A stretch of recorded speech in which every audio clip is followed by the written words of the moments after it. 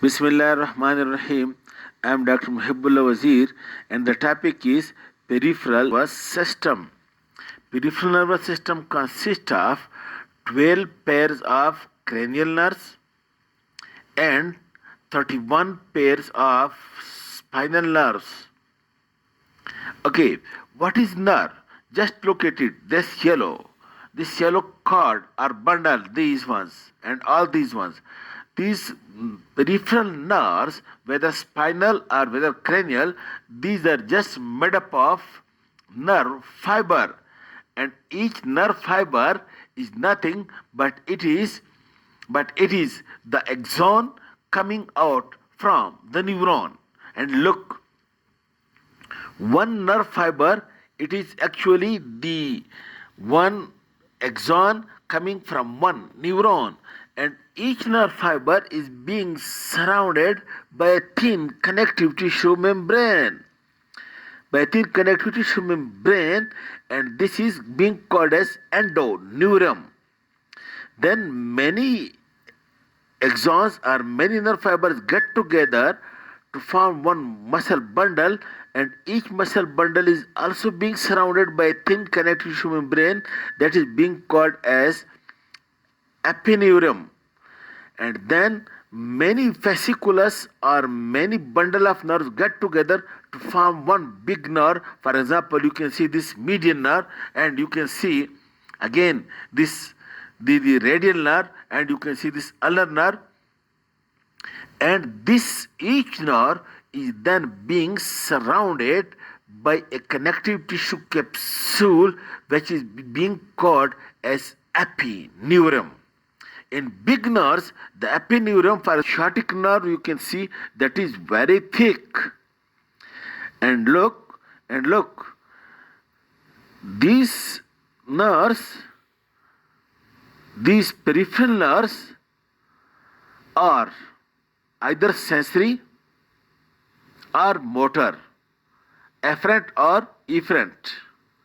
Either it is somatic that is supplying the soma, skin, muscle and bones, or these are visceral or autonomic. And now whether somatic or whether autonomic, both type of these consist of afferent and efferent fibers, that is sensory and motor, that we will discuss later on as a topic which is called as functional component of the nerves. Now, what is the blood supply of the nerve? Note the point.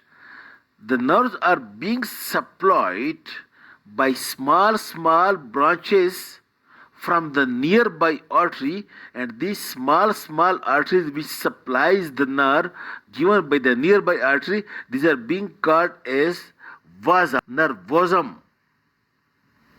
For example, you can see over here, this is the median nerve, and over here this is the brachial artery. This nearby artery gives branches to this nerve. While when the median nerve goes forward over here, then the brachial artery divides into two branches. Now another artery which is very near to it, that will give branches to the nearby artery. That's why you say that peripheral nerves, they do not have one named artery, but everywhere any artery come near to the nerve, small branches are being given by these arteries which are called as vasa, nervosum. But note one point, there are two nerves in the body which are being supplied by named artery. One, you can see this nerve, a branch of the median nerve called as anterior median nerve, and a branch of the anterior interosseous or the common interosseous artery, which is anterior interosseous artery. These two nerves and arteries run throughout its course side by side with one another. That's why this nerve is supplied only by one artery, that is anterior interosseous artery. In the same way, sciatic nerve in the lower limb is also supplied by one artery from the inferior gluteal artery. The phrenic nerve, some people also say, is also being supplied by pericardiocophrenic artery. Otherwise, All the nerves are being supplied by small branches from a nearby artery.